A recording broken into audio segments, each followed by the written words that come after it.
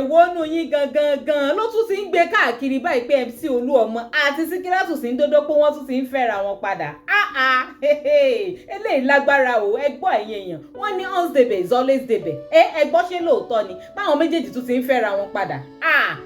Ṣe bó lóore MC Oluomo náà pé Sikiratu sindodo wọ́n lòun ló gbé dé fèmù, òun ló jẹ́ ká mọ MC Oluomo lónìí pé tẹ́lẹ̀tẹ́lẹ̀ àárín àwọn àgbèrò boys ní gáràjì lẹ́mc Oluomo ti ń popular, kò sẹ́ni tó mọ̀ wọ́n tẹ́lẹ̀. Wọ́n ní ohun tí Sikiratu sindodo tó jáde wípé boyfriend òun rèé o, oníkálukú àwọn ọmọ àwọn onítíátà náà ṣẹ̀ṣẹ̀ wá lọ ń jẹṣẹ́ wọn díẹ̀díẹ̀. Sikiratu sindodo dẹ̀ ló mú ẹ wọ fame.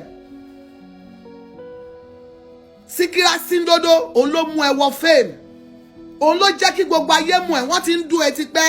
Àìmọye àwọn big ones nínú wọn tó ti ń dún ẹ lẹ́yìn tí wọn ò fi ẹ́ hàn. Sikira ló gbé ẹ síta pé my baby. Ẹni tó wá ṣèyàn lóore lánàá ṣèyàn gbúdọ̀ gbàgbé rẹ̀ lónìí ní ṣe. Èèyàn wish èèyàn ní happy birthday, ẹ sì ti ń gbé káàkiri, ẹ ìwọ́nù yín gangan ní wá ń gbé kiri. Ẹ súnmọ́ bí ẹ wá sọ fún wa o.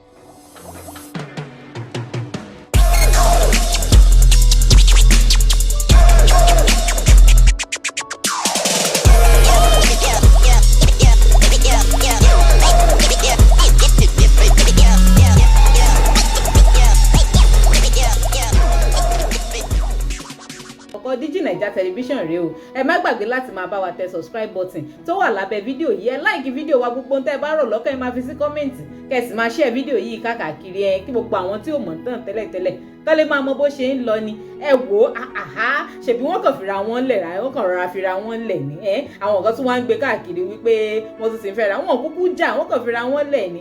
Ṣé yóò tún gbọdọ̀ wá gbìṣẹ́ ara wọn happy birthday ni? Birthday lásán o, happy birthday lásán ni MC Oluomo náà mọ̀ wíṣì alájà Sikiratu sindodo o. Làwọn kan bá ń gbé kiri, èwo nù yín gangan, èwo nù yín ló ń gbé kiri báwọn méjèèjì tún ti ń fẹ́ra wọn padà. Ẹ wò láti ibi táwa wà, àwa náà wíṣì alájà Sikiratu sindodo wípé happy birthday o, ẹ̀mí wọn á ṣe ọ̀pọ̀lọpọ̀ rẹ̀ láyé o nínú àlàáfíà àtowó tó pọ̀. Ẹ wò ẹ̀yin èèyàn ṣáà má gbàgbé láti máa bá wa tẹ subscribe button tó wà lábẹ́ fídíò yìí o. Ẹ máa like fídíò wa, gbogbo èrò ọkàn yẹn máa fi sí kọ́mẹ̀ntì, kẹ́ẹ̀dẹ̀ máa share fídíò yìí káàkiri. Ó dàbọ̀.